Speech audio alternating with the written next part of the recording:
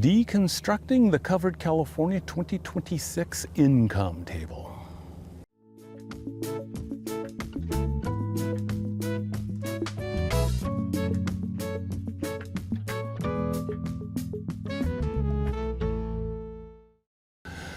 Hello, I am Kevin Canals, an independent health insurance agent in California and a certified Covered California agent. And every year during the open enrollment period, Covered California publishes an income table so people can see if they may be eligible for subsidies and what programs they and their children might be eligible for. And for 2026, there's some more columns and more bands, and it's gotten a little bit more complicated and confusing. So let's go ahead and review this. So now across the top, you will see several bands, an orange one, a blue, a gray, and those indicate different subsidy programs for people and families in Covered California. And then right across the top, you'll see the silver 94, silver 73, and those are based on income levels of the federal poverty amount. On the left-hand side, you'll see your household size. So if you have 2 adults and 1 child, you're a household of 3. That 100% column is the 2025 federal poverty level. And it will change in February, but for open enrollment, that's the one that holds. So for a household of 3, if you take $26,650 and multiply it times 1.38, you'll come up with $36,777. So if the household income for a family of 3 is below that 138% annual income, everyone will be Medi-Cal eligible. And then right next to it is a column for the monthly amounts, and I'll talk a little bit about that later. Then on the bottom are the Medi-Cal programs that a family or individual might be eligible for. Medi-Cal for adults, pregnant individuals, the Medi-Cal Access Program, Medi-Cal for kids, and the C-CHIP program. Now, behind the scenes of this income table, within the formula that determines the subsidy, is this consumer responsibility percentage. And for 2026, you can see that for a household between 138% and 150% of the federal poverty level, the consumer responsibility for health insurance is 0. That means that the subsidies that Covered California provides to the health plan will be equal to the second lowest cost silver plan. So there would be 0 premium for an individual or family with an income between 138 and 150% of the federal poverty level for the second lowest cost silver plan. Now this is 2026, and it is not the enhanced subsidies that we were used to in 2025. So the consumer responsibilities have gone up, and you can really see that between anything over 300% of the federal poverty level up to 400%, 9.96. For comparison purposes, here is the 2025 consumer responsibility percentage, and you can see 150% is still 0, but the percentages are much lower, especially as you go up. And in 2025, you could make more than 400% of the federal poverty level and still get a subsidy to make that second lowest cost silver plan no more than 8.5% of your household income.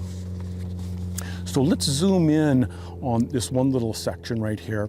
That orange band across the top is new, and it is the California state subsidy.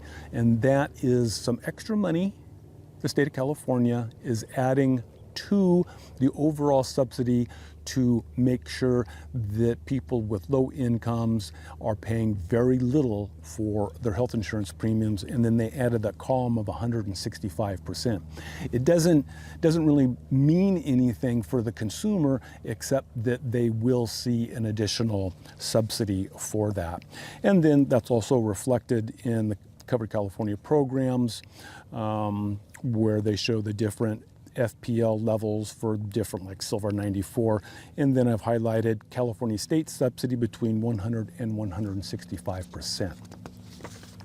So what does that look like? So I just renewed an individual for 2026. Individual has just a little handyman business. Their income projected for 2026 is $21,650. So right in that zone, over 138, below 165% of the federal poverty level. And you can see in red there that the federal subsidy is $732, and then California's adding an additional $62 for a total of $795. Now, if this individual had selected the second lowest cost silver plan offered to them in their region, their monthly premium would be $0. But they have elected to enroll in a more expensive plan, the Blue Shield Silver 94 PPO. So there is a balance. So I've created a little bar chart to kind of illustrate this. The premium, full premium for that silver plan that this individual enrolled into is $1,149 per month. The federal premium, advanced premium tax credit, is $732 per month. And then California is adding on an additional $62 for a total of $795 in subsidy to lower the monthly health insurance premium, and the consumer has a balance of $354. Now, perhaps if they selected a bronze plan, that would be $0. And obviously if they selected a gold or platinum plan, they would have a larger balance to pay. Now, this consumer for 2026 has an income of $28,100, just a single individual, and right over 165% of the federal poverty level, so there is no California state subsidy addition. You can see that it's only the advanced premium tax credit, which is federal, and that's $1,292, no additional subsidy. Now, getting back to the income table, you'll see across the top, those orange fields above the columns for 138, 213, 266, and 322. Those are Medi-Cal program thresholds. And what Covered California has done, which they actually stole it from me because I did this last year, I added a column for the monthly amount. So that's essentially just like on a single adult, $21,597 divided by 12. Why? Because Medi-Cal bases your eligibility for programs on the monthly household income, not your annual income. And so there was always questions of, well, where is it? Is that number above or below the monthly amount for Medi-Cal for me or my children? So let's look at a household of 4, 2 adults and 2 children. The monthly amount there is $3,699. So if the monthly household income is below that, everyone is Medi-Cal. Going over to 266% of the federal poverty level. For the children to be eligible for a Covered California plan with the subsidies, the income needs to be greater than $7,129. Above the 138%, the adults are offered a subsidy through Covered California, but the children are determined eligible for Medi-Cal until the monthly income exceeds $7,129.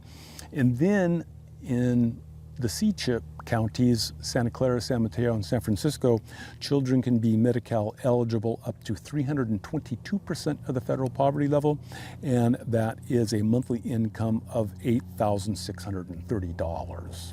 So that is kind of helpful. And then you can see down below how those columns intersect with the different Medi-Cal programs that people might be eligible for. For 2026, unless Congress extends the enhanced subsidies, fingers crossed that they might do that, the 400% cliff has returned.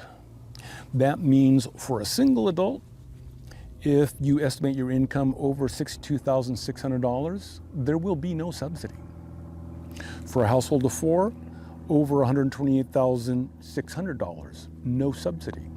Now, if you estimate your income at, say, $60,000 for a single individual, you'll get a subsidy. But when you do your taxes for 2026, if your income is $62,601, you have to pay back all of the premium tax credit that was advanced to your health insurance company. So it's pretty draconian, pretty stiff. It's a cliff. So that's kind of the different parts and pieces of the income table for 2026. Kind of confusing. If you have any questions or comments, feel free to leave those down below and I will do my best to answer them. Otherwise, for InsureMeKevin.com, I'm Kevin Knaus.